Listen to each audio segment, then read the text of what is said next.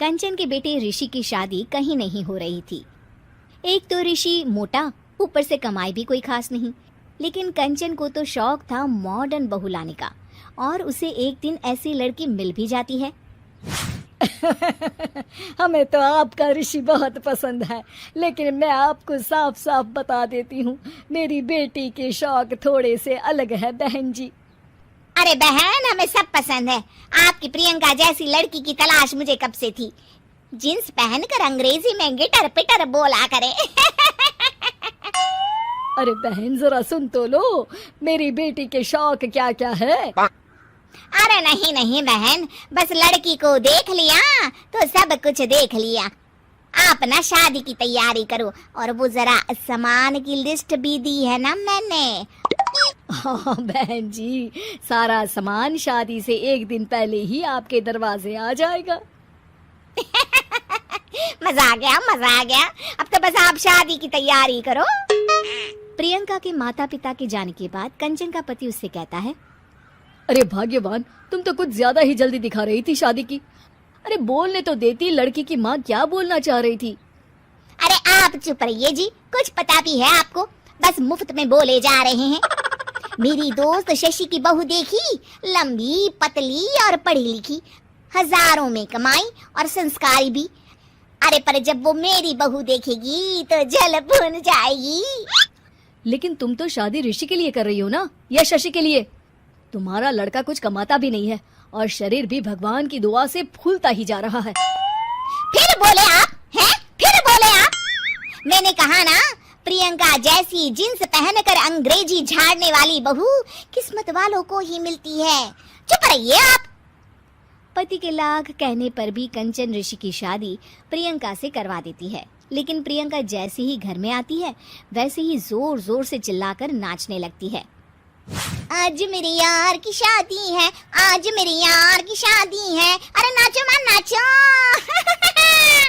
आज मेरे यार की शादी है। कंचन, उसका पति और ऋषि ये देखकर हैरान रह जाते हैं।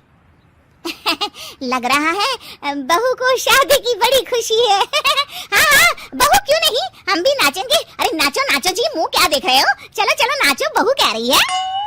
कंचन ये कहकर प्रियंका के साथ नाचने लगती है। ऋषि और उसके पिता वहां से चले जाते हैं। अगले दिन कंचन अपनी सहेलियों को प्रियंका से मिलवाने के लिए घर बुलाती है, जहाँ शशि भी आती है। अरे शशि, कैसी हो? मैं ना तुम्हें प्रियंका से मिलवाती हूँ। अरे सच में बहुत ही एडवांस सोच की लड़की है।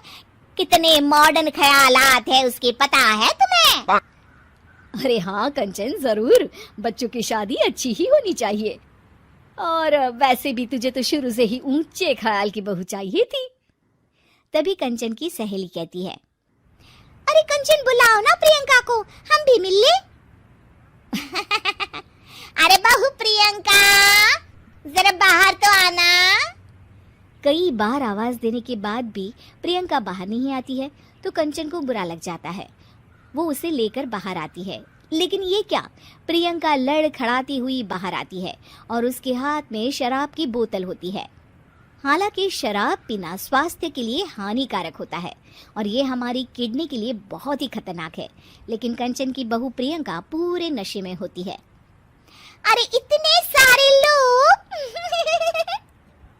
ये कहकर वो शशि के पास जाती है। आंटी जी, पत्ते खेलेंगी, पत्ते। अरे दूर हो, दूर हो, तुम्हारे मुंह से तो शराब की बदबू आ रही है। अरे कंचन, माना तुम्हें मॉडर्न बहू चाहिए, लेकिन आधुनिकता का मतलब ये तो नहीं ना। बुरा ना मानना कंचन, तुम्हें पता था कि तुम्हारे बेटे की कमाई और शरीर दोनों ही ठीक नहीं है, तो तुम्हें उसी हिसाब की लड़की से शादी करवानी चाहिए थी। ऐसा कहकर सभी औरतें वहां से चली जाती है। तभी प्रियंका की माँ कंचन के घर आती है। अरे बहन जी, बड़ी चालाक निकली आप तो। बिना बताए अपनी पियक्कड़ बेटी मेरे लायक बेटे के गले में बांध दी।